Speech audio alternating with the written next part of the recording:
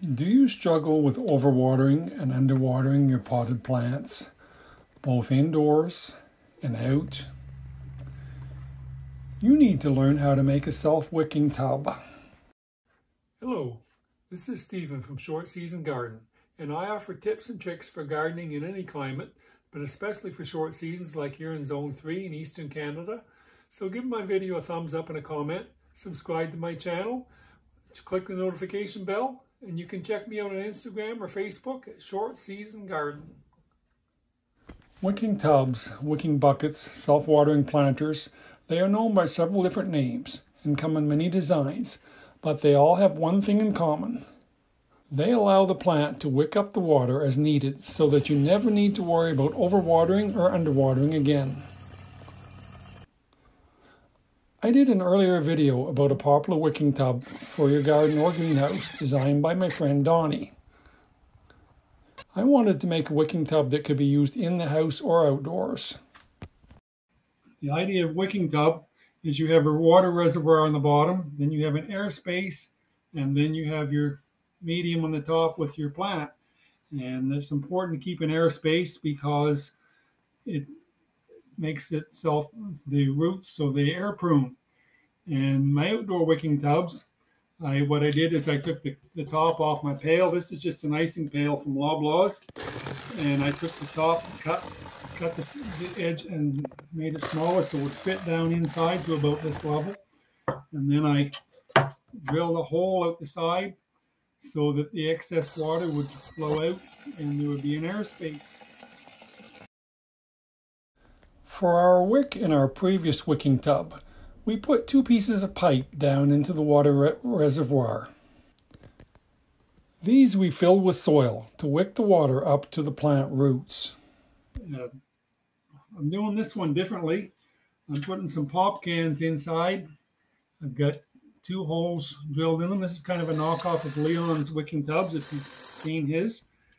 And I'm filling it with pop cans.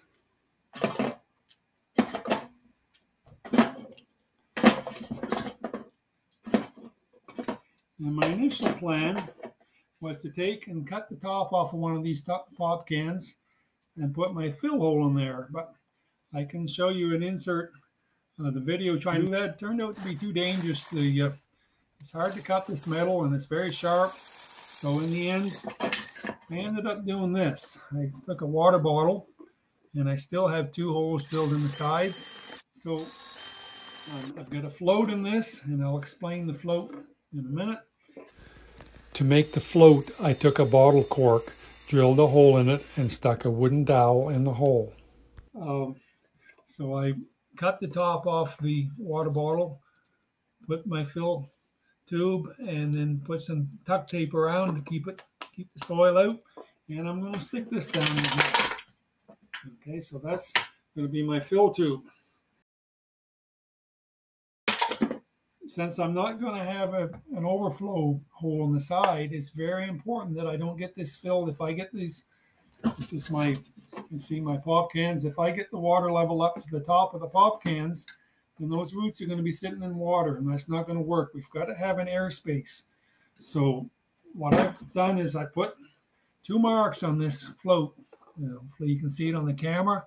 This mark is going to let me know that I'm out of water and I need to add water. And this red mark, if you can see it on the camera, is telling me that I don't want any more water, because if I put too much water, it's going to fill up to the top of my airspace and drown my plants. So that's how we're going to determine how much water is in this pail. Okay, so I guess we're ready to put in our medium.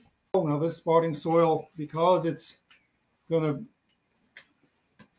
the plants are going to grow in that for a while. It does have a little bit of fertilizer in it. It's not a high level, but it has some in it. It also has some peat moss, which is acidic. So to counteract that, I've got a little bit of some limestone, which is going to serve a dual purpose. It's going to neutralize the acid. It's also got some calcium and some magnesium in it. And I'm also going to put some Epsom salts, which has some magnesium. Now, you wouldn't do this if you were planting outdoors in the ground, Typically in the ground, you've got enough calcium and magnesium. If you water properly, you won't have a problem with blossom end rot. Okay, so down on the bottom, of course, there's lots of space in between the cans. So that's going to be my wicking area. The water, I'm going to make sure the soil gets clear down to the bottom between the cans, and that's going to wick that water up from the bottom reservoir into my plant.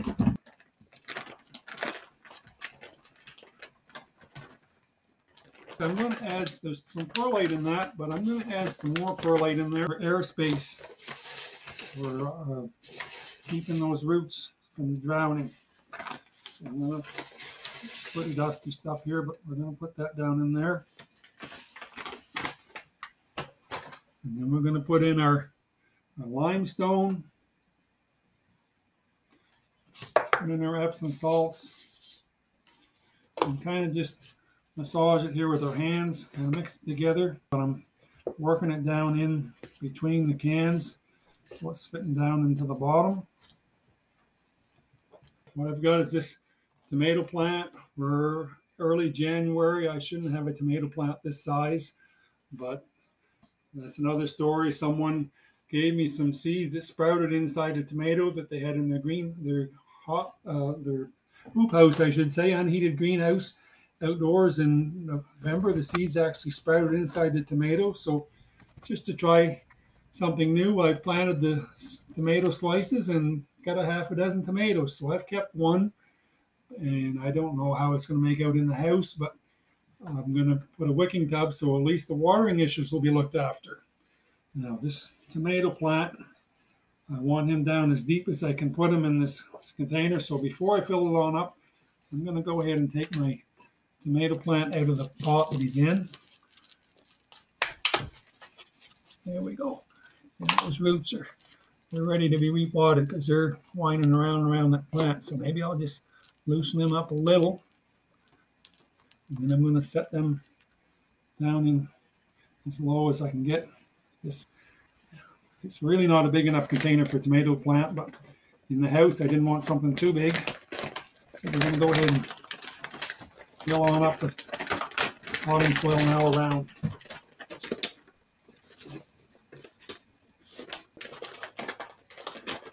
Usually I don't do this kind of thing in the kitchen.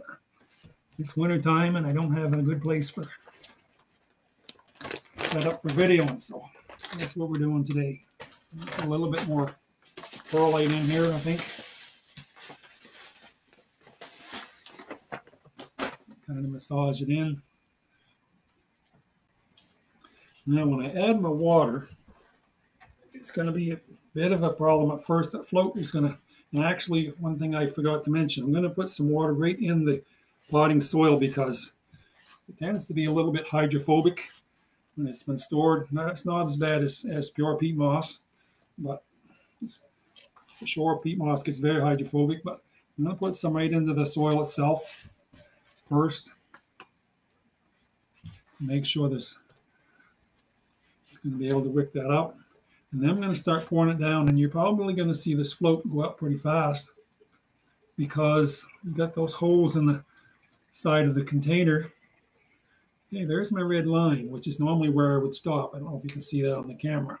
But you notice the float drops back down because the water's leaking out the sides of the bottle into those other cans and out into the soil. So I'm probably going to have to keep, every time it gets up past the red line, I'll just let it go down. I don't want to get over. And I may have to do this several times. It's sitting right at the there, it dropped down. So I'm going to add some more.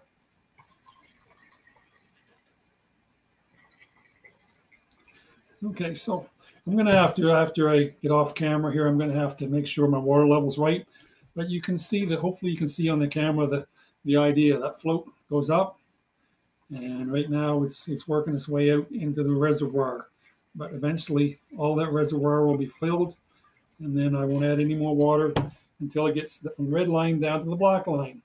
So the idea is, again, you've got your water in the bottom, it wicks up through that soil that's between the cans, up into the plant area, and you've got this little airspace so that the roots aren't sitting in water, and it allows them to air prune. All right, so that's kind of the idea of an indoor wicking tub. If you enjoyed the video, give it a thumbs up and a comment. Subscribe to my channel, and we'll see you in the next video.